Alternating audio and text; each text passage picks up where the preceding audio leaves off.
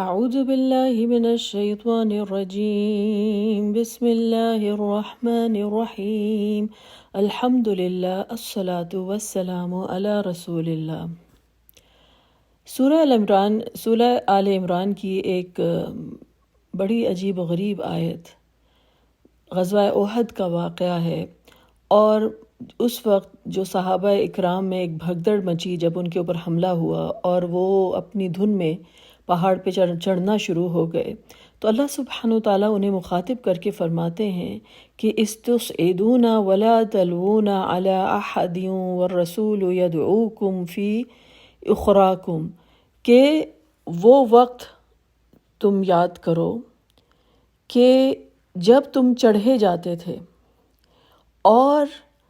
کسی طرف توجہ تک نہیں کر رہے تھے، یعنی ایک دوسرے کی طرف دیکھنے کی فرصت بھی نہیں تھی، اور اللہ کے رسول تمہیں پیچھے سے آوازیں دے رہے تھے۔ تو پھر اللہ سبحانہ وتعالیٰ نے ان کا کیا معاملہ کیا؟ اللہ تعالیٰ فرماتے ہیں فَأَثَابَكُمْ غَمًّا بِغَمٍّ لِكَيْ لَا تَحْزَنُوا عَلَى مَا فَاتَكُمْ،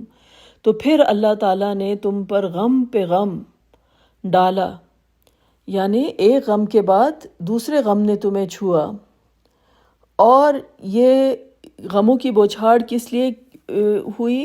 کہ تم غمگین نہ ہو اس چیز پر جو تم سے چھوٹ گئی ہے، جو تمہارے ہاتھوں سے نکل گئی ہے، اور نہ پہنچنے والی تکلیف پر اداس ہو۔ اللہ تعالیٰ تمہارے تمام اعمال سے خبردار ہے۔ مجھے یاد ہے جب یہ میں نے آیت پڑھی تھی تو میں نے اپنے جو شیخ تھے، اپنے ٹیچر تھے، ان سے میں نے پوچھا تھا یہ تو بہت ہی عجیب و غریب معاملہ ہے کہ کوئی اگر غم میں ہو اور کوئی پریشانی میں ہو تو اس پر مزید غم پر غم ڈالے جائیں تاکہ اس کو وہ غمگین نہ ہو اس چیز پر کہ جو چیز اس کے ہاتھوں سے نکل گئی ہے۔ تو پھر یہ بات سمجھ آئی تھی کہ کبھی کبھار ہم اپنے جب غم میں اس قدر گر جاتے ہیں کہ وہ چیز ہمارے اعصاب پر سوار ہو جاتی ہے اور اس چیز کو ہم سمجھتے ہیں کہ بس وہی سب سے بڑی حقیقت ہے، تو اللہ سبحانہ وتعالیٰ کی طرف سے کبھی کبھی ہمیں جھنجھوڑا جاتا ہے، ہمیں ایک جھٹکا دیا جاتا ہے تاکہ ہمیں احساس ہو اس بات کا کہ ہم ان دا پریزنٹ مومنٹ آ جائیں، جو چیز گزر گئی ہے اس سے ہم ادھر اپنی زندگی اس ماضی کے لمحے میں نہ گزاریں، بلکہ حال میں اپنے کہ اللہ تعالیٰ کے ساتھ جڑیں اور یقین رکھیں کہ ہر چیز اللہ تعالیٰ کے ہاتھ میں ہے، کوئی ایک پتا بھی جو ہے وہ نہیں ہلتا اللہ کی مرضی کے بغیر، اور جو کچھ ہم پر گزرا ہے وہ اللہ تعالیٰ کی مشیت اس میں جو ہے شامل ہے، اور اللہ سبحانہ وتعالیٰ کی ذات جو ہے وہ الرحمن ہے، الرحیم ہے، اور وہ الحکیم ہے، اس کے ہر حکم میں جو ہے حکمت ہے۔ تو اس وقت انسان کا ایمان جو ہے وہ ایک دوراہے پر آ کر کھڑا ہوتا ہے، ایک چیلنج سے گزرتا ہے۔ تو اللہ سبحانہ وتعالیٰ کے دو نام ہیں، النافع یعنی نفع پہنچانے والی ذات، اور الضار یعنی نقصان پہنچانے والی ذات۔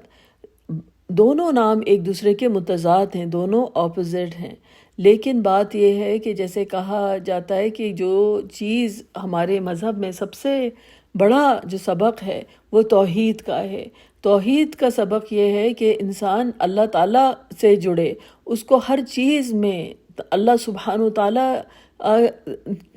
کا ہاتھ نظر آئے، اللہ تعالیٰ کی حکمت نظر آئے، اللہ تعالیٰ پر بھروسہ ہو، اللہ تعالیٰ پر توکل ہو،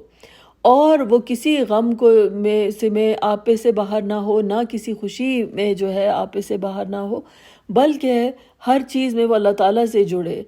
تو پھر ہر چیز میں اس کے لیے خیر ہو جاتی ہے۔ جیسے رسول اللہ صلی اللہ علیہ وسلم کی حدیث ہے کہ مومن کا معاملہ تو وہ ہے کہ اس کے لیے ہر چیز میں خیر ہے، جب اسے کوئی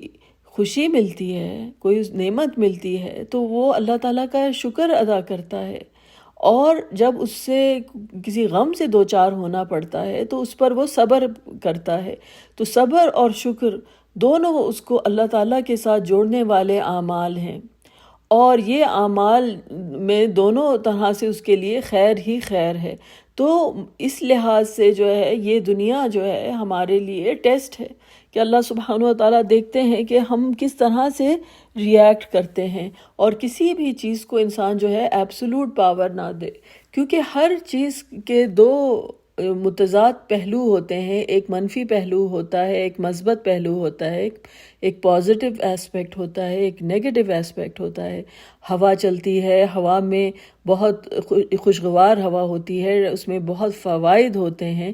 اور پھر وہی ہوا جو ہوتی ہے ٹورنیڈو کی شکل بھی اختیار کر لیتی ہے، طوفانی ہوا بھی بن جاتی ہے۔ اسی طرح سے بارش آتی ہے، بارش تو جسے کہتے ہیں کہ خوشیوں کا پیغام لے کر آتی ہے، کسانوں کے لیے، لوگوں کے لیے مسرت کا پیغام لے کر آتی ہے، لیکن انتہائی طوفانی بارش جو ہوتی ہے وہ نقصان دہ بھی ہوتی ہے۔ اور اسی طرح سے آگ کے کتنے فوائد ہوتے ہیں، لیکن آگ اگر جلانے کو آئے تو ہر چیز کو جلا کر راکھ کر دیتی ہے۔ لیکن جو اللہ سبحانہ تعالیٰ کے ساتھ جڑنا جو ہے وہ انسان کو یقین ہوتا ہے کہ ہر چیز جو ہے وہ اللہ سبحانہ تعالیٰ کے حکم سے ہے، اور اللہ تعالیٰ کی رضا جو ہے وہ سب سے زیادہ اسے محبوب ہوتی ہے۔ ہم دیکھتے ہیں کہ یوسف علیہ السلام کی کہانی جو تھی کہ جب ان کے بھائیوں نے ان کو کنویں میں ڈالا، اور وہ ایک خون کا جھوٹا دھبا لگا کر اپنے والد کے پاس ایک کہانی لے کر پہنچ گئے اور کہنے لگے کہ ان کو ایک بھیڑیا نے کھا لیا ہے، تو وہ کرتا اور یا وہ قمیض جو تھی وہ یعقوب علیہ السلام کے لیے اتنے شدید غم کا باعث بنی کہ روتے روتے آپ کی آنکھیں چلی گئیں۔ حیران کن بات یہ ہے کہ کہانی کے آخر میں یہ واقعہ جب یوسف علیہ السلام اپنے والد کے پاس وہ کرتا بھیجتے ہیں کہ جاؤ یہی کرتا جا کے میری والد کے آنکھوں پہ ڈال دو اور ان کی جو بصیرت ہے وہ واپس آ جائے گی، یعنی پہلی جو شروع میں جس کرتے کو دیکھ کر اور جو ایک جھوٹی گواہی لے کر آیا تھا، اور بیچ کہانی میں ہم دیکھتے ہیں کہ وہی کرتا ایک سچی گواہی لے کر آتا ہے کہ وہ آگے سے پھٹا ہے، کہ وہ پیچھے سے پھٹا ہے، تو ہم دیکھتے ہیں کہ دو متضاد پہلو ہیں۔ یہ اس طرح سے کیوں ہے؟ کیونکہ اللہ سبحانہ تعالیٰ ہمیں یہ بتانا چاہتے ہیں کہ کوئی چیز مبارک نہیں ہو گئی، کوئی چیز منحوس نہیں ہو گئی۔ اللہ سبحانہ تعالیٰ کے حکم سے جب اسے نقصان پہنچانا تھا تو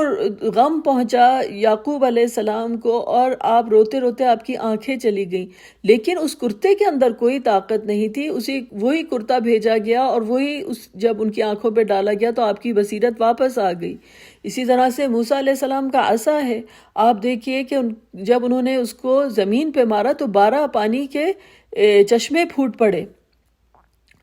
اور پھر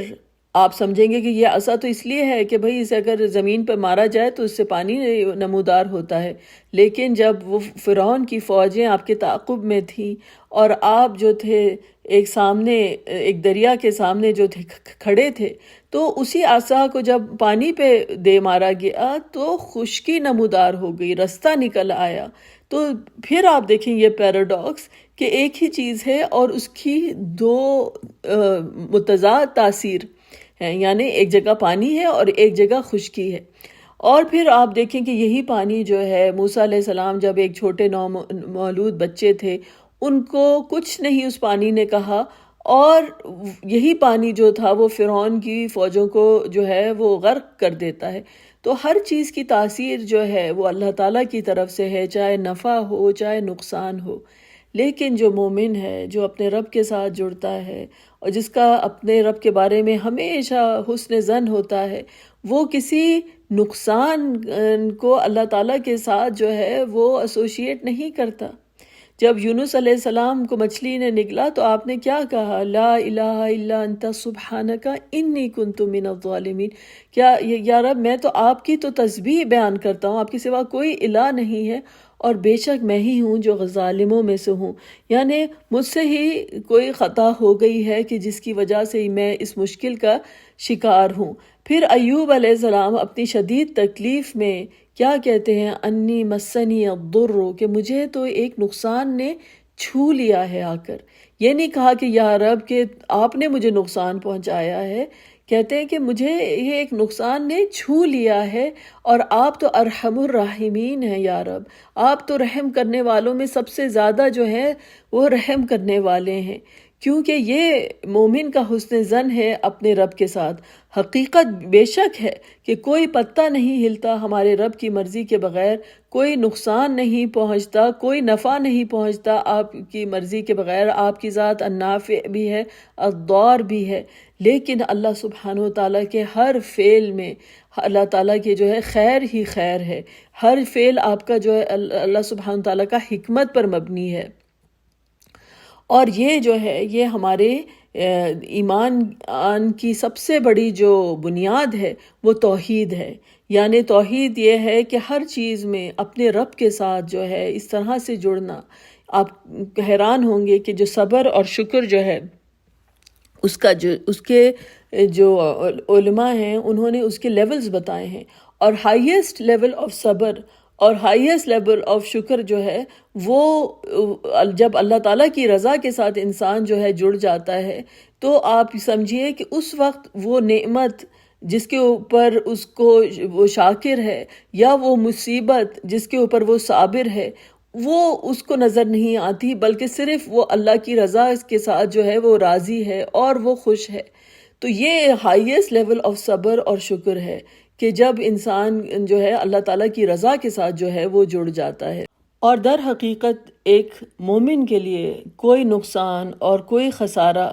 وہ خسارہ ہے جو دائمی خسارہ ہو، یعنی کہ انسان جو ہے اللہ تعالیٰ کی نافرمانی اور گناہوں میں ملوث ہو جائے اور اپنی آخرت کو برباد کر دے، تو وہی چیز جو ہے وہ سب سے بڑا نقصان ہے۔ اللہ تعالیٰ کی ناراضگی جو ہے وہ اس کے لیے سب سے بڑا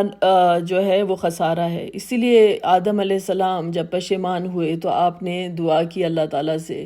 کہ ربنا ظلمنا انفسنا وان لم تغفر لنا وترحمنا لنکونن من الخاسرین، کہ یا رب ہم اپنے اوپر ظلم کر بیٹھے ہیں، اور اگر آپ نے ہمیں معاف نہیں کیا اور ہم پہ رحم نہیں کیا تو بے شک ہم خسارہ پانے والوں میں ہو جائیں گے۔ تو ہم بھی اسی دعا پر ختم کرتے ہیں کہ اللہ سبحانہ وتعالی ہم کو دائمی خسارے سے محفوظ رکھے،